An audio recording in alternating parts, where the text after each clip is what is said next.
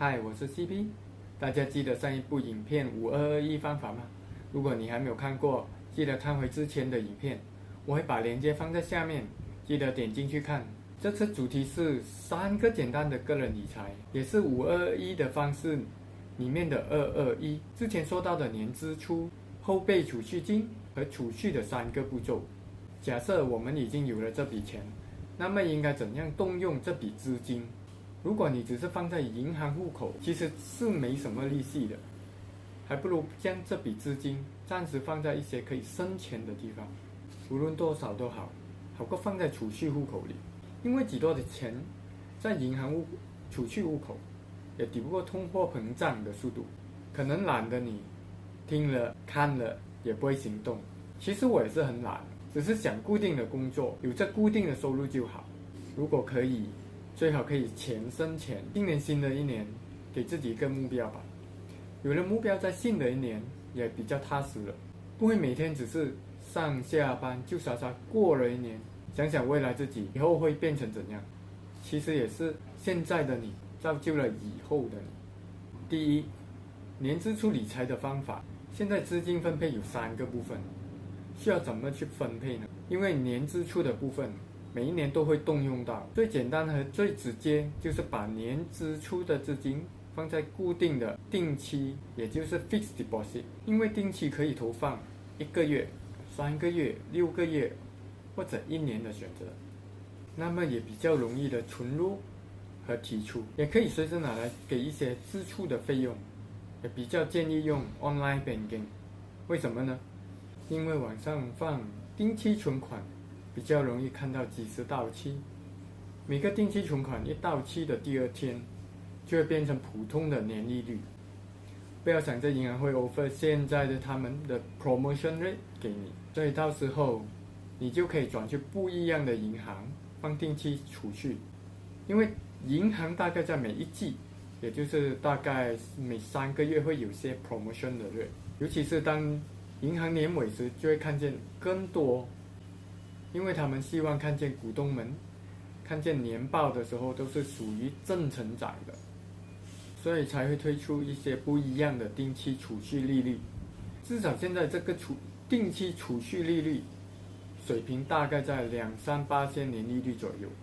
当你们看见3个月的年利率可能3-4% 的时候，也不要太高兴，因为这些年利率你是需要除以12个月，那才是你每个月的利息。比如现在给你的年利率是3%，那么3%除以12个月就是0.25%一个月，记得看清楚。而至少这笔钱还可以运用，而变成钱生钱，好过放在储蓄户口里面而不动。我只是算平均3%一年，如果你放5000马币，还有150块，这也是最低风险的，也是没风险。如果你到了1年后，你发现年支出没有20%那么多，剩余的钱也可以转去10%的储蓄的那部分，这样投资的钱就多了。等下会解释给你了解。第2，后备储蓄金，投资选择在低风险的部分。上个影片有说到，后备储蓄金最少需要累积工钱的6个月。为什么一定要6个月呢？当遇到困难的时候，你就会发现这笔钱的作用，也暂时的不会让生活被冲击而倒下。说回后备储蓄金，也是代表你的后备 backup fund。这笔资金是不是只放在储蓄户口呢？因为随时都需要动用到。如果你的后备金已经存到6个月，当然是最好。如果没有也不要紧，也不要心灰，给自己一些时间，努力的坚持。这个后备金也可以投入在定期储蓄，也是可以参考回刚刚所说的定期存款的方法。另一个方式就是可以把这个后备金分为2份，自己决定是50%、或者是70%、30%，或更多的组织分配，可以将重要部分的比例放重些，也就是70%或自己调节。重要的部分可以放定期储蓄，因为容易拿出来做紧急事件。那么另一部分30%可以怎么的投资呢？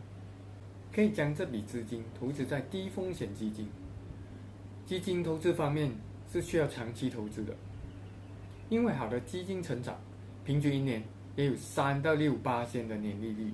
当然有些基金还有更高的年利率，高的回报也是高风险。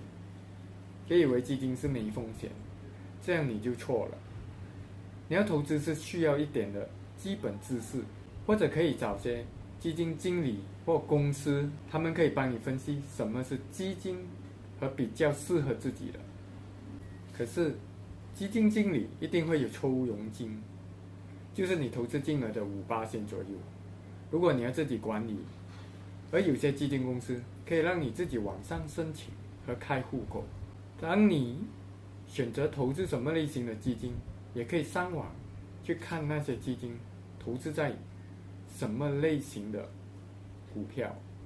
当然他们投资在的股票也是多元化，有什么行业和国家，也代表了风险是低还是高。为什么会选择投资在基金方面呢？因为这个也是一个后备金的一部分。当然选择低风险的投资会比较合适，基金的波动不会好像股票那么大，一天上下超过18%，就是赚得快也亏的也是很快。其实马来西亚还有另外一个选择，也是 ASMB， 其实也是一个很好的选择，相对来说也是放长期的，也是比较值得。第三，储蓄投资在低或高风险呢，所以这个储蓄是用于以后退休生活可以高枕无忧，过得比较没负担，而且要过怎样的生活自己决定。计划改变你一生，也可以改变未来。储蓄的18%，你可以选择低风险，也就是定期和低风险的基金。刚才已经说了，其实我比较会做些大胆和更长远的投资，例如股票、高风险基金，或还有其他的，你也可以留言告诉我。股票投资，你需要去投资银行开个户口，有几家投资银行也可以网上申请你的户口，可能需要一些时间才拿到户口。相对于说，股票是高风险的投资，你可以选择蓝筹股，最好是选择一间每年都会派发 dividend 有成长趋势的公司。如果比较安全性，就是银行股，因为银行多数都不会倒闭或破产。投资风险要自己拿捏，别全部鸡蛋放在一个篮里。在你投资组合或投资股票之前，请先做好功课，学习一些知识，别盲目或听说什么股就跟着一窝蜂的去投资。我的建议是长远投资，记得是长远投资，可以放着赚股息。当公司在成长，股票的价值也是会跟着成长。可以查看那些公司在10年的记录，每年给股息派发红股。如果10年的时间投资了对的公司，投资的价值可能已经成长100到500%了。当然还有更高风险的基金，高风险的回报可能会去到6到18%的年利率或不等。每个基金他们投资在哪里或什么行业都有说明，还是需要做些功课才好去投资。投资永远是有风险的，所以做好自己的风险管理，尽量把风险降到最低。这3个比较简单，身边的人都比较常听见，容易了解一些。如果你有家庭，可能投资组合也需要改变。如果你有小孩，当上中学时期，也可以慢慢灌输或分享理财的观念给他们。投资是越早开始，就越早可以达到财务自由。无论你的投资是从年支出、后备储蓄金、储蓄，而投资高低风险的基金、股票或其他，都要记住你的目标、目的是什么？为了以后的自己生活、退休，自己想清楚，而现在就开始做。